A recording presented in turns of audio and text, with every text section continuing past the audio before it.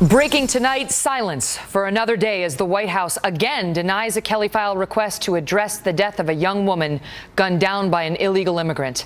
Welcome to the Kelly File, everyone. I'm Megyn Kelly. Last week, funeral services were held for 32-year-old Kate Steinle, shot and killed while out for a walk on a popular pier in San Francisco.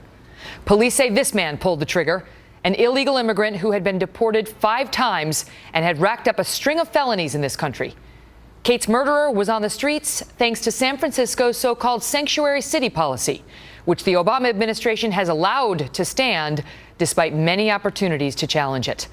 Today, the Kelly File again asked the White House to speak to Kate's death. They declined. This despite the fact that President Obama has personally addressed the deaths of Trayvon Martin in Florida, Michael Brown in Ferguson, Missouri, and Freddie Gray in Baltimore, Maryland. The White House even sending 3 officials to both the Brown and Gray funerals, not to mention sending in the FBI and the DOJ to investigate those matters. For Kate Steinle, not a single Obama administration figure attended her funeral, and not one has contacted her family. At 6:24 p.m. on the day she was shot, Kate sent her brother Brad this picture by text message. It shows Kate on the pier with her father and family friend. Her brother responded, "Beautiful picture." Before she could write back, Kate was murdered. Joining me now with more, Dana Perino, who is co-host of The Five and the former press secretary for George W. Bush. Dana, good to see you. It is the fault of the illegal immigrant who did it, but others had a hand in this woman's death, and they need to speak to it, and they won't.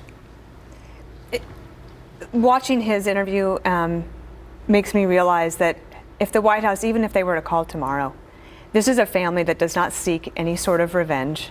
They deserve to know at least somebody is thinking about them on the federal level. I'm actually quite shocked that no one in the federal government has reached out. They have made choices before and prioritized their political decision making to reach out on other murders that have happened that did not involve a federal policy even. This does involve a federal policy. That involves a breakdown between the federal and the local governments that is running roughshod over federal law on the immigration standpoint. The least that the White House could do was to answer your questions, but the right thing to do would be for them to place one phone call to this family, just one. How could they not? I mean, as somebody who's worked in the White House, it's not like this case has not been national news. That has to be a conscious decision, does it not?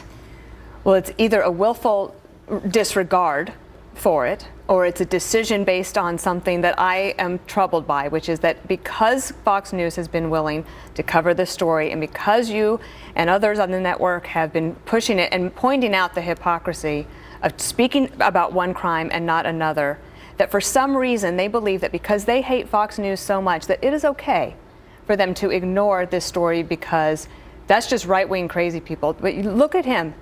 That is that is an American man who is about to start a family, and his life has changed irrevocably. Not a political man in any way. No, I still believe that if they had called somebody, you mentioned one thing, you asked if the vice president had called as well. Mm-hmm. That is something that Joe Biden, who obviously going through a lot of grief himself, I don't know if maybe he wasn't in a position to do it, but I think it would have been the easiest thing to do for them to pick up the phone because they do have hearts still at the White House. What they don't have is a handle on this federal breakdown of law between the federal government and the local government. You know, he told me a story.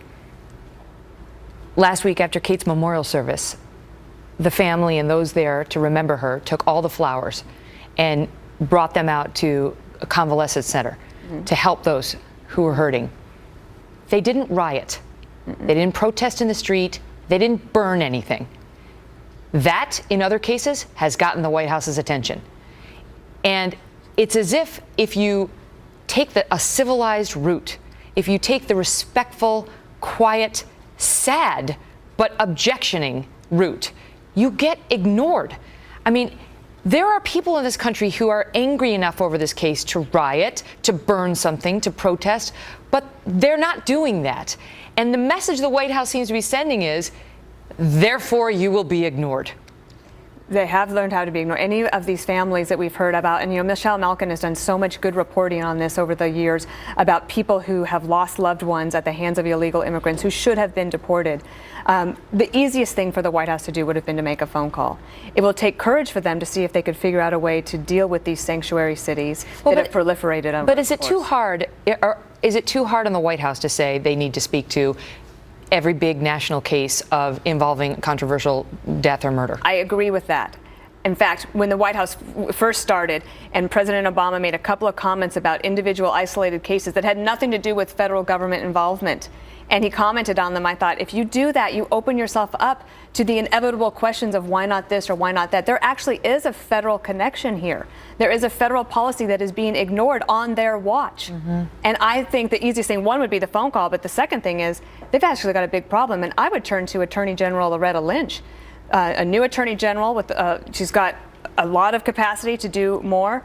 I would take a look at these sanctuary cities and see what the law allows them to do to try to compel compliance with the federal government. They have options. They have rejected them thus far. Dana, good to see you. Thank you.